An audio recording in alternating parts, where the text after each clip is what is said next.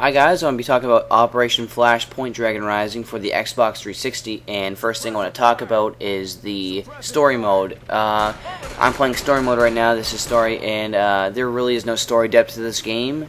There's no interesting plot line or anything. You are basically in an alliance with the Russians to defend against the Chinese, I believe, in the war. So China and Russia are having a war, and you're just intervening and helping Russia out. That's basically it. You're not any specific guy. I think you're a random guy in each mission. And next thing you'll notice is that you are scaling lots of terrain in this game. This is got a very expansive environment. You'll notice actually this level itself was a nighttime level to begin with, and it turned to day, so that's really refreshing to see. And in a shooter game, instead of seeing the same tone through the entire level and the same scenery, which gets kind of old after a while. So I thought that was very interesting to see that. The equipment that you get in this game, you get your standard gun, you get your pistol, grenade, C4, field dressing, and your binoculars. And to be honest, binoculars are actually the most useful thing to me in the game, because you could zoom way in and spot guys from far away, because there's a lot of getting shot from nowhere and you're really kind of wondering half the time.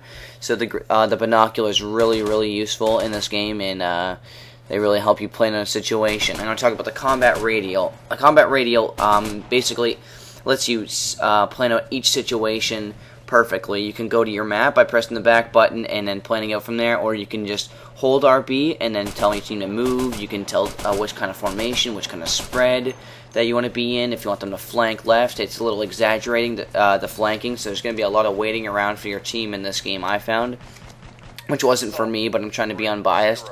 So if you're a run and gun fan, like Call of Duty or any other shooter for that matter, I probably wouldn't suggest this game.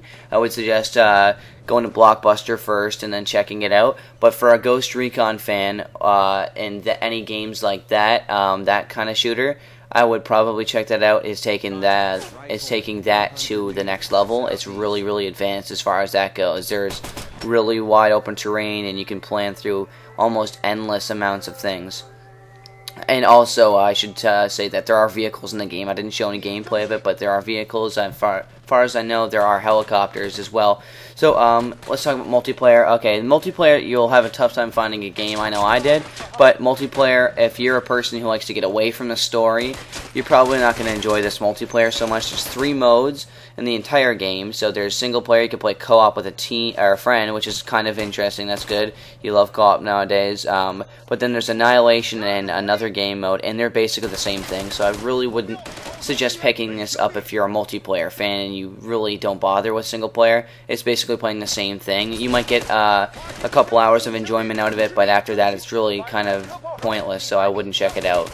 So the verdict is, I would say that if you're a Ghost Recon fan, definitely rent first for this. Like any other game, like Call of Duty, I would say buy, definitely. But I would say rent this first, and if you're not a fan of like Ghost Recon or this type of thing, still rent it, because it is definitely a good shooter. So check it out first, guys, but I would not suggest buying it right off the bat. So hope you guys enjoy my recommendation.